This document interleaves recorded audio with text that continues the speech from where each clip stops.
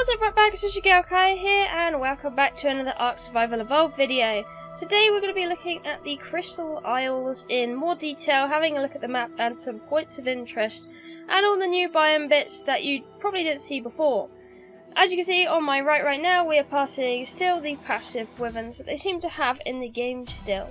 They don't hurt you, unlike the new model of the Crystal Wyverns that seems to be quite aggressive. But there are still some ones around the map that are quite nice and polite, as you like.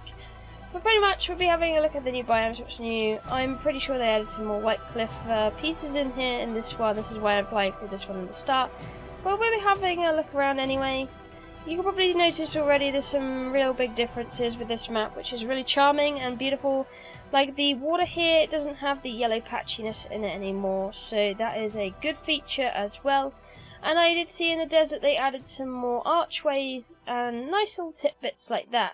Another big difference I noticed as well in this biome with the red crystals, they have changed the entire lot of trees here. They still even have the X plant down here as well, it's just the trees that have changed. If you don't remember, there was all the red flowers on these before, so they've completely changed the model, added some new vines in, I'm pretty sure as well.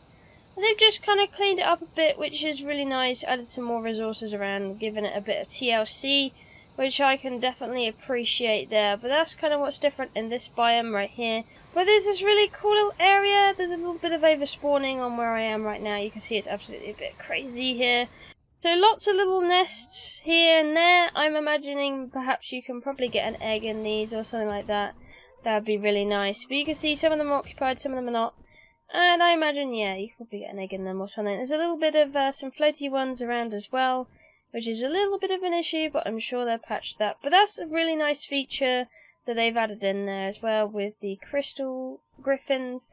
I don't think they seem to be too different when I looked at them last. They don't seem to have any gemming on them or anything. They're just the regular. I just figure they have nests to store all their little gemstones in, etc., or their eggs. I would have thought eggs was the logical thing to store in there anyway. But so far I've only seen gems, so do let me know if you do see eggs in there. If I probably gave it more time, I'd be able to see a big proper result, but as I'm on single player, it only runs when I'm on. So we'll have a look at the new style of the Wyvern Trench. If you remember before, they stuck normal scorched earth wyverns in here, toxic and fire and lightning.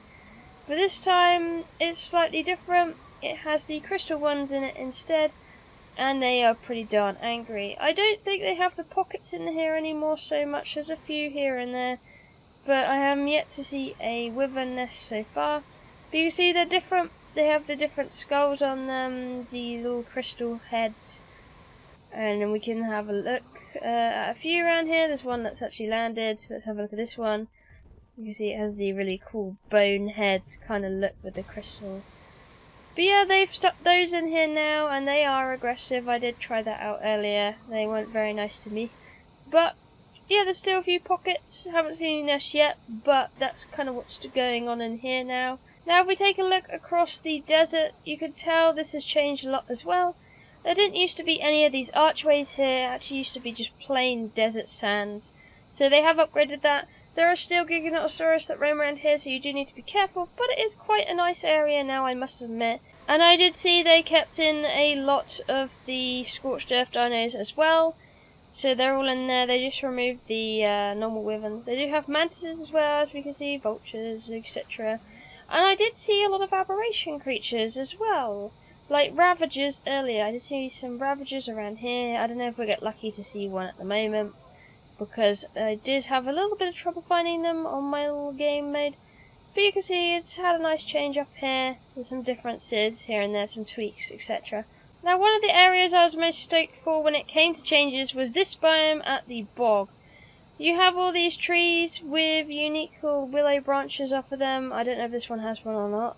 Some of them have leaves off them. Here we go, we've got some loading in, we've got some stuff there. There we go, you can see in the distance over there, they got weeping willows, and then they have a lot more foliage here. They've properly finished up. It's a really nice biome, I'm not going to lie. I am really tempted to live here, but it's very lush now. You got mushrooms glowing in here too, and then you've got like a centerpiece in the middle with a big big tree that you can build on, etc. in there too. But you can see it's very, very lush here, very pretty. Lots of building space as well. Very fantasy. So you can see all the mushrooms down there. It's a great example with the cliffs and all, and then all the different bits and bobs hanging about. But I just thought it was really, really sweet, and I really like the big flowers they've included in here too. I don't know if you've seen those. If we go back to normal mode, we can see they've got really, really big tropical flowers in here too. And lots of bits and bobs. It really feels like a really nice proper bog biome. Like, I can really appreciate this one. And it's really, really wonderful as well. You can see it's just changed so much. Lots of different bits and bobs. It really does feel like a fairy forest, not gonna lie. Another thing I noticed with the Crystal Isles update as well is the tree textures have slightly changed in the volcanic biome. And they have some now volcanic floating islands with the special trees on them too, to mix it up. Just like they have the cherry blossom ones, they have all these beautiful kind of autumn trees as well here. And apart from that, this biome hasn't really changed too much. It still has the really beautiful obelisk. It still has all of the wonderful bits and bobs around the volcanic action. There is a little bit more leafy spray paint down here nowadays than you used to see. So you can see here it's all got that kind of texturing down here.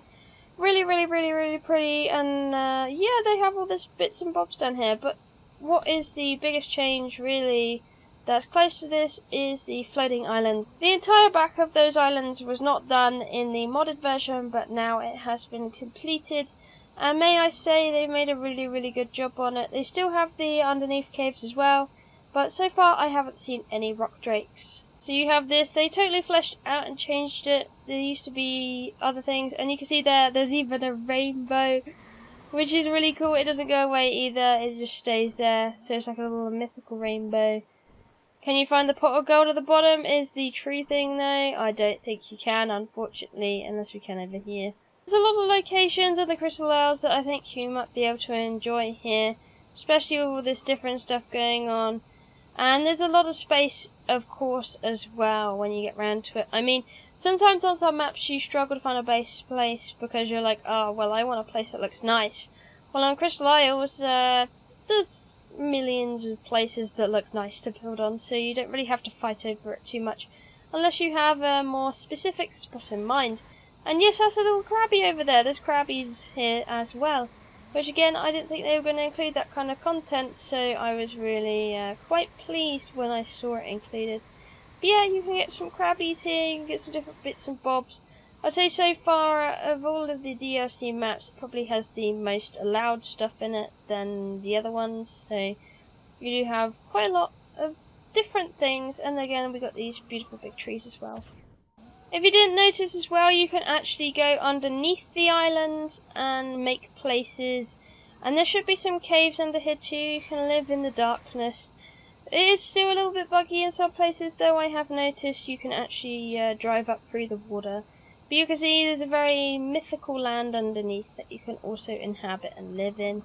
The cherry blossom biome is pretty much the same as it used to be on this biome, apart from they did seem to get rid of the particle effects. And I've also seemed to notice with the bottoms of the trees, they seem to be a lot more, they have like a lot more pink trailing coming off, they're a lot more hangy. The tree type is almost different, so there's a lot more pink going on actually. So it actually kind of looks nicer, I suppose. That I was worried that they were going to pull a lot out, but in fact they kept a lot in over here as well, and it's still as lovely as it always has been. They still have the good old Adric Isles in this version as well. The only difference really is that it's less kind of moody. It's still very moody. You can find element ore here as well, and you can still go in the liquid bubbles.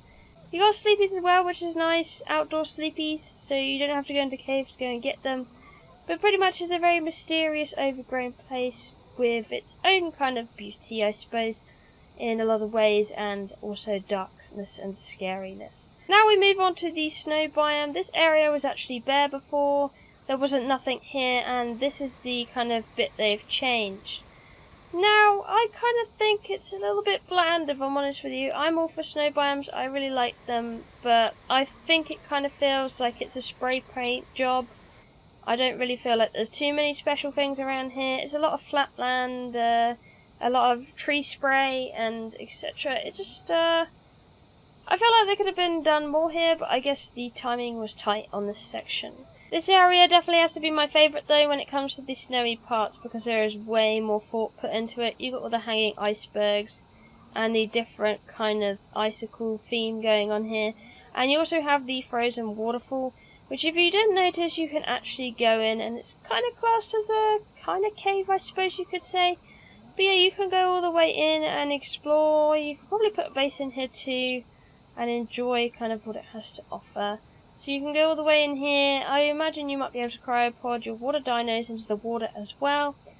But yeah, you just have this purpley, mysterious, snowy cave inside with all the glowing lights. It's really easy to get lost in here actually, because it's just so vast and massive.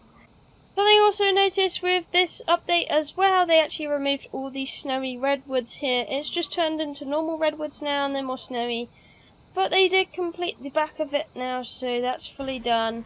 And they have all this bit. It's absolutely massive biome. There's plenty of spots to actually reside in the redwoods now. And I'm sure you'll find quite a few nice secrets in there too. But it has definitely changed. They have changed it back to the normal style of redwood. So you've got all that nice green crystal, mysterious stuff. You even have, what's this over here? You have these little blue shrubs as well with the blue crystals to kind of mix it up. Foresty colours. Now what I was curious if they would keep or not is the green obelisk area. They have all these trees here. They've kept it pretty much the same. I believe they might have changed the tree type though in this little bit. But just beyond that is the area where we used to have little gold trees. And they've changed that to green now, so these are not gold anymore. That's kind of a shame, I thought, because I really quite like the gold. However, I can still appreciate it actually fits in a lot better because it looks more natural. But still, there you go. You have the little mangroves on the side. These are all different. There's even some salt rock there I can see that you can collect from this biome. So you got this as a change as well. There's been quite a few changes in this one, which is really nice to see. I'm quite glad they've kept a lot of it as well. So let me know what you think about the new Crystal Isles. Do you like the new revamp? Are you glad what they kept, etc.? Do you like the new dinosaurs? But anyway, thank you for watching, and I'll see you in the next one. Bye bye!